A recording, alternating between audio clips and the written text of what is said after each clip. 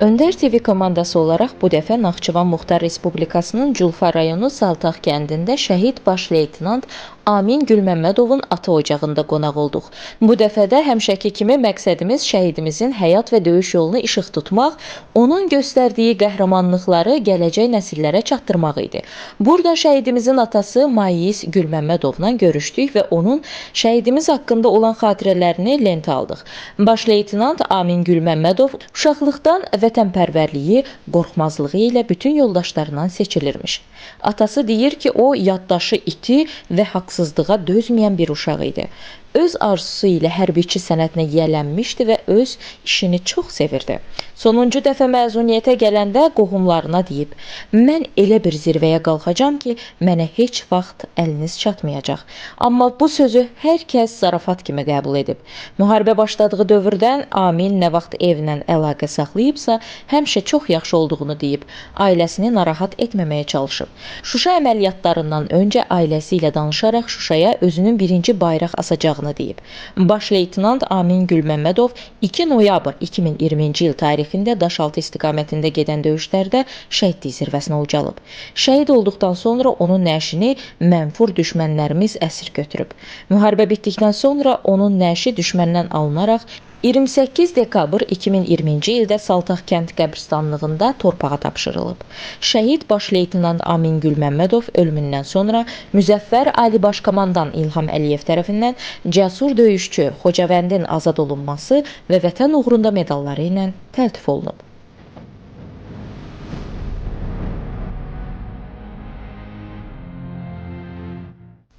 Mən şəhid baş leytenant Amin Gülməmmədovun atası Mayis Gülməmmədov.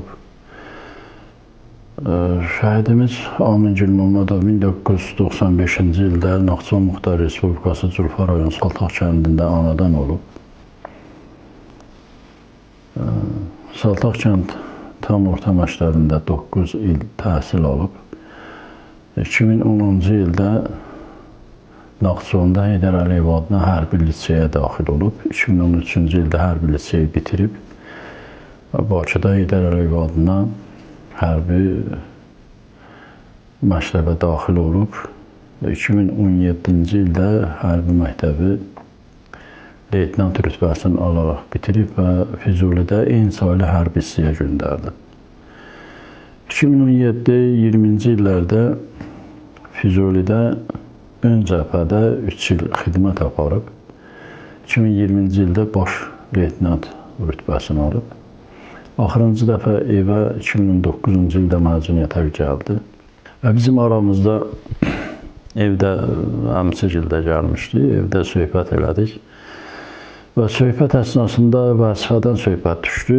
Belə bir gəlmə işlətdi ki, dedi, mən elə bir zirvəyə qalxacağım, heç birinizin əliniz çatmayacaq. Biz o vaxt bunu bir zarafatla qəbul elədik və elə mən dedim ki, general olasın, bizi qəbul eləməyəsən, gəlib duracaq qapında. Bizim heç ağlımıza da gəlmirdi ki, yəni bütün şəhidlərimiz kimi, hərbiçilərimiz kimi hansı amalla yaşayırlar. 2020-ci il sentyabrın 27-sində müharibə başlayanda 26-sı zəng elədi, evdə adam çox idi, hamıyla ətraflı danışdı. Biz sanki bir vida danışması idi, ancaq bizə heç nə demədi, heç müharibənin başlanacağını da demədi. Hamıyla sağollaşdı. Ayın 27-si bildik müharibənin başlamasını, zəng çatmadı, 28-i, 29-u, 30-u zəng çatdı. Az danışdı, dedi ki, mən zəng eləmədən mənə zəng eləməyin, özüm imkan düşdükcə zəng eləyəcəm. Ondan sonra 2-3 gündən bir zəng eləyirdi, danışırdı. Mənə o xatirələri danışmaq biraz acıdır.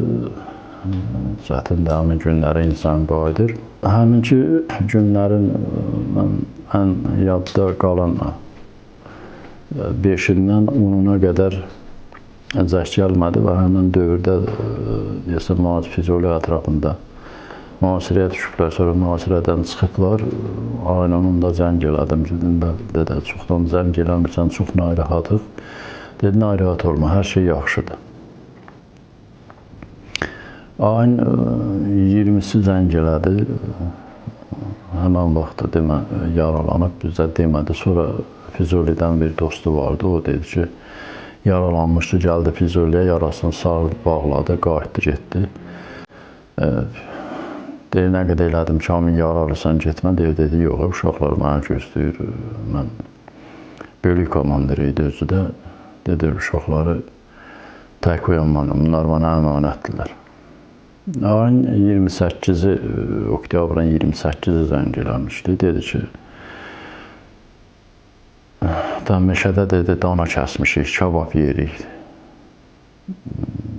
Biz biraz yəni o reliefə bələd olmadığım, demək, Torxana meşəsində dana kəsiblər, kabab yeyirlər. Ayın 30-u zəng eləmişdi. 30-u zəng elədi, dedi ki, dağın başında kəndi almışıq. Şuşaya 2-3 kilometrimiz qalır. İnşallah 3-4 günə bitirəcəyik, qayıdacağıq. Dedi, buralar çox gözəldir, çox yaxşıdır. Narahat olmayın, hər şey bitib. Ermənilər bizi görəndə artıq qaçırlar. Ondan sonra axırıncı ayın 1-i gecə zəng elədi. Deməsələr, Şuşaya hücuma keçəcəklər. Sanki bir video danışmaq idi, bizimlə danışdı. Təskinlik verdi. Dedi, narahat olmayın. Dedi, Şuşaya 2 bayraq özüm taxacağım. Ancaq birindən sonra ikisində məlum dediyiniz Şuşaya 2 istiqamətdən hücum olub. Biri Daşaltı, bir Şuşa kənd istiqamətdə. Bunlar Şuşa Daşaltı istiqamətinə hücuma keçəndə noyabrın 2-si orada şəhid olub. Biz uzun müddət Aminlə xəbər almadıq. Sonra məlum oldu ki, məğlub düşmənlərimiz şəhidimizin nəşini götürüblər. Allah dövlətimizə, rəhbərimizə, İlham Əliyev cənablarına, prezidentimizə Allah can sağlığı versin. Onun gücü, qüdrəti sayəsində şəhidimiz ermənilərdən alındı. Dekabrın 28-i 2020-ci ildə Naxçıvana gələn axırıncı şəhid oldu. Dekabrın 28-də Naxçıvan Muxtar Respublikası Culfa rayon Saltaq kənd məzarlığında dəfn olundu. Bu şəhidimizin otağıdır, ev muzeyidir. Demək olar ki, bütün şəhidlərimizin hansının evinə geçsən bilənçi şəhidimizin xatirələrlə dolu, həyatı ilə bağlı bir otağı var.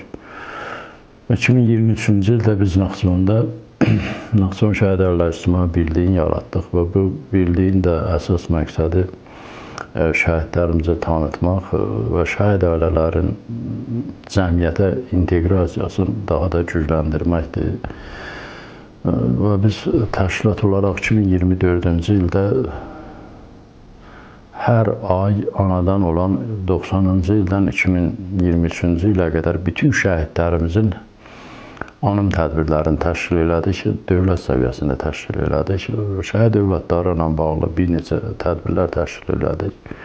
2025-ci ildə İctimai Birlik olaraq əsas məqsədimizi şəhid övladlarına yönləndirdik və bu il ərzində yanvarda Naxçıvan Həmkarlar Şurası ilə danışıb birlikdə şəhid övladların Ağbulaq, Batabas səfərini apardıq.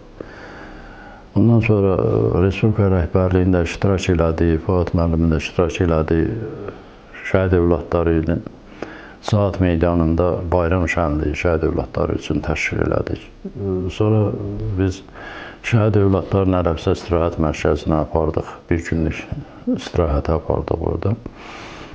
Və bu yaxınlarda da elə Cahan Şirkətlər qrupunun rəhbərliyinə Vüqar müəllimə öz təşəkkürümü bildirirəm ki, bizim təşəbbüsümüzə çox müsbət cavab verdi və Naxçıvandan olan 63 şəhid ailəsinin, şəhid övladların, şəhid yoldaşların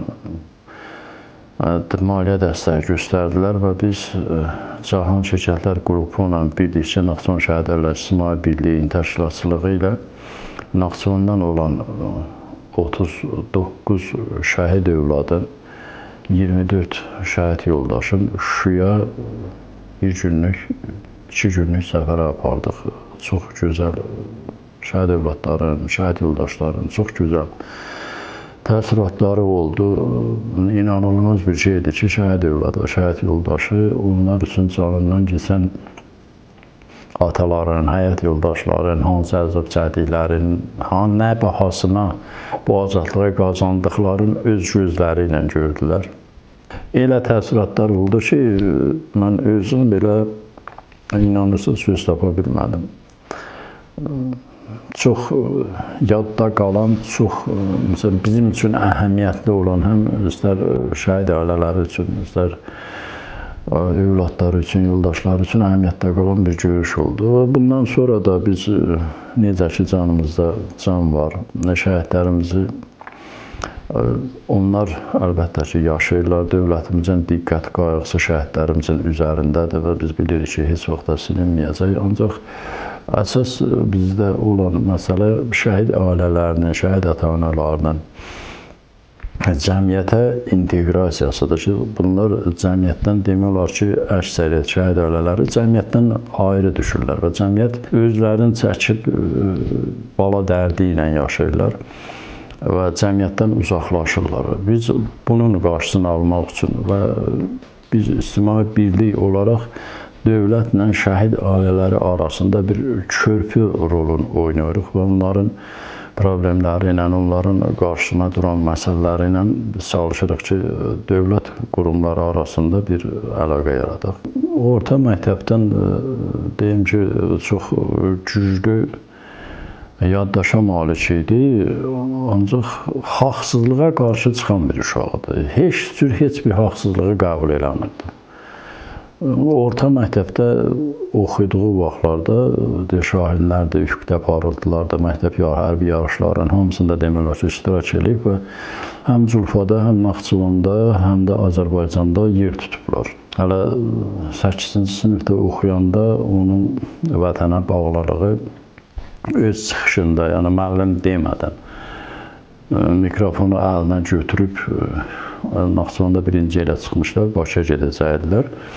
Mikrofonu əldə götürüb o dediyi dəstədə çıxışını inşallah mən ataram sizə deyirsiniz. Vətəni sevirdi. Üstəgələkdə çox canı yanan, yəni bunu danışanda bütün şəhidlərimizə aid olur. Kim danışsa deyirsən, bu onun haqqında danışırsan. Çox qayğı çeşidi. Tək ailə içində demirəm, istər qonşular olsun, kənd cəmaatı olsun, yaxınlar, dostları falan çox qayğı çeşidi. Həm də düşdüyü mühitdə insanlarla çox tez dil tapıb ünsiyyət bağlayırdı. Yəni bütün kollektivi ələ almağa bacardı. Onun haqqında pis bir söz yoxdur, elə bir pis bir hərəkəti yoxdur ki, onu fikirləşəsən ki, əşi yox, bu belə idi. Da bunu o yoxdur. Allah bütün şəhidlərimizin ruhunu şad eləsin. Allah qazilərimizə şəfa versin. Allah ordumuzu qorusun. Allah prezidentimizin canını salamat eləsin. Onun güclü siyasəti nəticəsində şəhidlərimizin qanı bahasına, qazilərimizin əzaları bahasına Azərbaycan torpaqları azad olundu. Bu torpaqları azad olmasaydı və bu şəhidlərimiz öz canlarını sipər eləməsəydi, Azərbaycanı hansı acınacaqlı günlər gözləyəcəkdi. Biz onu da fikirləşməliyik ki, 2020-ci ildə hərbi qəhrəman oğulları olmasaydı, Azərbaycan 90-cı ildən də betər bir vəziyyətə düşəcəkdi. Bunlar bir addım o səngərdən geri çəkilsəydi, bir addım geri assaydı, Azərbaycanı hansı acınacaqlı günlər gözləyirdi və erməni onu dəstəkləyən millət və dövlətlər ermənilərin qələbəsinə inanırdılar o müharibədə. Onlar tam əmin idilər ki, ermənilər qalib gələcək. Onları kifayət qədər dəstək də göstərirdilər. Hər tərəfdən ermənilər dəstək alırdı. Azərbaycan bir dəstəyi Türkiyənin, Pakistan idi həmin dövrdə. Və bu qəhrəman oğulların rəşadəti, şücaəti, qanları, canları bahasına, qazilərimizin əzaları, igid mərd qəhrəman oğullarımızın rəşadəti nəticəsində biz qələbə çaldıq, zəfər çaldıq. Azərbaycan tarixi zəfər çaldı və bu tarixi zəfər Azərbaycan tarixində şəhidlərimizin qanı ilə, qızıl hərflərlə yazıldı. 200 il tarixdə Azərbaycan öz torpaqlarını itirə-itirə gəlmişdi. Azərbaycan torpaq qazanmırdı. Dərbənddən Təbrizə qədər olan böyük Azərbaycanın kiçik bir hissəsi qalmışdı. Tək 18-ci ildə Azərbaycan 116 min kvadrat kilometr ərazisi vardı. Sovet hökuməti qurulanda Azərbaycan ərazisi 86 min kvadrat kilometrə indi. Bu Azərbaycanın parçalamaqda əsas səbəb odur ki, bütün dünya dövlətləri bilir ki, Azərbaycan qəhrəman, igid sərkərdələr yetirir. Və o sərkərdələrdən də biri indi bizim dövrümüzə çıxıb, hörmətli prezidentimiz, Ali Baş Komandanımız İlham Əliyev cənablardır. Ki, dünya liderləri artıq bizim prezidentimizdən, balaca dövlət də olsa, sərkərdəsi böyükdür, ürəyi böyükdür. Və vur əmri verməyə qadir bir sərkərdədir. Və o sərkərdənin əsgərləri elə belə də qəhrəman əsgərləri var.